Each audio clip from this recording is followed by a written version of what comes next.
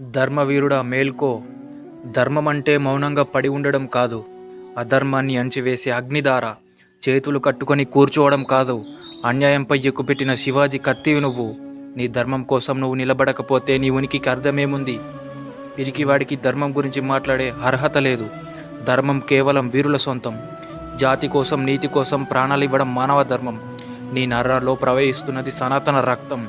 నీ కళ్ళలో వెలగాల్సింది ధర్మరక్షణ దీపం. మృత్యువును చూసి నవ్వు, కష్టాలను చూసి గర్జించు. సింహం అడుగు పెడితే అడవి గజగజ వణికినట్టు నీ ధర్మం కోసం నువ్వు కదిలితే ఈ భూమండలం నీ పాదాల కింద కంపించాలి. పిరికివాడికి ఈ లోకం చోటు లేదు.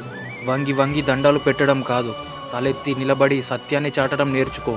నీ దేహంలో ప్రాణమున్నంత వరకు నీ ధర్మాన్ని కించపరిచే వాడికి నీ ఉగ్రరూపం రుచి చూపించు. ధర్మం కోసం నిలబడితే నువ్వు ఒంటరివి కాదు, నీ వెనుక కోట్లాది మంది పూర్వీకుల ఆశీస్సులు ఉన్నాయి. భయం అనే పదాన్ని నీ గుండెల నుంచి తీసేయి. లే, గర్జించు.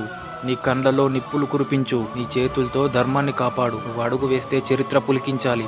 నీ పేరు ఉంటే శత్రువు గుండెలు ఆగాలి. జై శ్రీరామ్. భారత్ మాతాకి జై.